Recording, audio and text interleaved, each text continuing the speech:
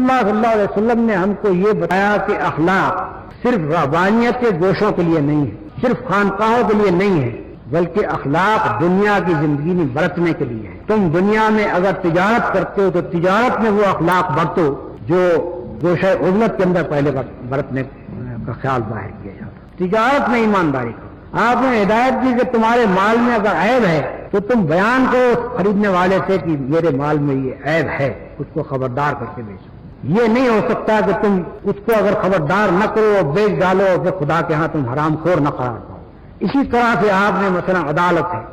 جو اخلاق پہلے لوگ رہبانیت کے گوشوں میں ڈھونڈتے تھے، رسول اللہ صلی اللہ علیہ وسلم نے اس کو عدالتوں میں لا کر رکھا۔ آپ نے فرمایا کہ وہ قاضی جو انصاف کے ساتھ حکومت کرتا ہے، انصاف کے ساتھ فیصلے کرتا ہے، وہ قاضی جنت میں جائے گا، اور جو قاضی بے انصافی کے ساتھ فیصلے کرتا ہے وہ جہنم میں جائے گا۔ اسی طرح سے آپ نے فوج کو، آپ نے پولیس کو، آپ نے معلمین کو، آپ نے شوہر اور بیوی کو، آپ نے باپ و بیٹوں کو، آپ نے زندگی کے ہر شعبے کے متعلق اخلاق کی پابندی سے، یعنی جو اخلاق گوشوں کے لیے تھے ان کو آپ عملی زندگی میں لے آئے اور عملی زندگی میں لا کر اس کو پوری طرح سے آپ نے نافذ کیا۔ اسی کا یہ فیض تھا کہ جو لوگ رسول اللہ صلی اللہ علیہ وسلم جب دنیا میں آئے ہیں تو آپ نے جن لوگوں کو ڈاکو پایا تھا ان کو اس حالت میں چھوڑا کہ وہ امانت دار تھے اور لوگوں کے مالوں، ان کی جانوں اور ان کے آبروؤں کے محافظ تھے۔ جو لوگ علانیہ بے انصافی کرتے تھے، علانیہ لوگوں کے حقوق مارتے تھے، جب رسول اللہ صلی اللہ علیہ وسلم نے دنیا چھوڑی تو ان کو اس حالت میں چھوڑا کہ وہ لوگوں کے حقوق ادا کرنے والے تھے، لوگوں کے حقوق دلوانے والے تھے، لوگوں کے حقوق کی حفاظت کرنے والے تھے۔ دنیا ان فوجوں سے واقف ہے جو کسی شہر میں اگر فاتحانہ گھستے تھے تو اس شہر میں قتل عام کرتے تھے، اس شہر کو آگ لگاتے تھے، اس شہر کے تمام باشندوں کو جتنا ذلیل و خوار کر سکتے کرتے تھے۔ لیکن رسول اللہ صلی اللہ علیہ وسلم نے وہ فوج دکھائی کہ جب فتح مکہ کے موقع پر آپ داخل ہوئے ہیں تو آپ کا سر خدا کے سامنے جھکا جا رہا تھا، اونٹ کے اوپر سوار تھے مگر سر کجاوے سے مل رہا تھا، کوئی فخر و غرور نہیں۔ خانہ کعبہ کے دروازے میں کھڑے ہو کر جو تقریر فرمائی ہے اس کے اندر فرمایا کہ کسی کو کسی پر فوقیت نہیں، نہ عربی کو عجمی پر، نہ عجمی کو عربی۔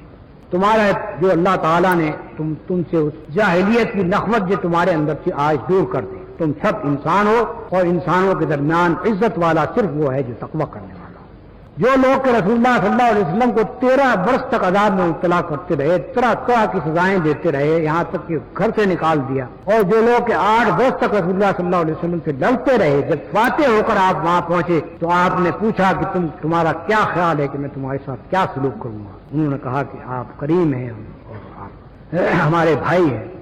آپ نے فرمایا کہ لا تثریب علیکم،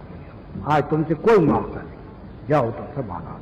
تو یہ ایسا فاتح دنیا میں کوئی نہیں پایا گیا، ایسے فاتح پائے گئے ہیں جنہوں نے لاکھوں انسانوں کو تباہ کیا۔ اور اسی کا نتیجہ ہے جو اسلامی تاریخ میں آپ دیکھتے ہیں کہ جب عیسائیوں نے بیت المقدس کو فتح کیا تو اتنا قتل عام کیا کہ گھوڑوں کے گھٹنوں تک خون آ گیا، لیکن جب صلاح الدین فاتح ہو کر اسی بیت المقدس میں داخل ہوا تو ایک آدمی بھی بیجا طریقے سے قتل نہیں کیا، سوائے ان لوگوں کے جو لڑ کر قتل ہوئے تھے۔ باقی عام آبادی کے قتل عام کا کوئی تصور ہی وہاں نہیں پایا جاتا تھا۔ اس کو خود عیسائی مورخین تسلیم کرتے ہیں اور صلاح الدین کی برتری کو مانتے ہیں۔ سوال یہ ہے کہ صلاح الدین میں یہ برتری کہاں سے آئی؟ محمد رسول اللہ صلی اللہ علیہ وسلم کی ہدایت نہ تھی تو اور کون سی چیز تھی جو ان کو اس راستے کے اوپر لے جائے؟ اسپین پر مسلمانوں نے بھی حکومت کی تھی، 800 برس تک حکومت کی، کبھی کوئی قتل عام نہیں کیا، لیکن جب عیسائی اسپین میں داخل ہوئے تو مسلمانوں کا قتل عام بھی کیا اور بے دریغ ان کو ملک سے تقریباً 30 لاکھ آدمیوں کو ملک سے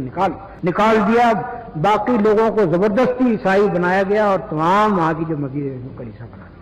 دونوں کا فرق آپ دیکھتے ہیں کس چیز کا نتیجہ ہے؟ مسلمانوں کے سے جو اخلاق ظاہر ہوئے وہ محمد رسول اللہ صلی اللہ علیہ وسلم کی دی ہوئی ہدایت کی بدولت تھے، اور عیسائیوں سے جو اخلاق ظاہر ہوئے وہ اس وجہ سے ظاہر ہوئے کہ ان کے پاس حضرت عیسیٰ علیہ السلام کی تعلیم محفوظ اور صحیح طریقے سے پہنچی نہیں، ان کے پاس اور کوئی ہدایت نہیں تھی سوائے اپنے نفس کی ہدایت کے یا ان پادریوں کی ہدایت کے جو اپنے آپ کو مدعی سمجھتے تھے اس بات کا کہ ہم جو کو زمین پر باندھتے ہیں وہ خدا آسمان میں باندھتا ہے۔ تو پادریوں کی بنائی ہوئی شریعت کی پیروی وہ کرتے تھے، خدا کی بنائی ہوئی شریعت کی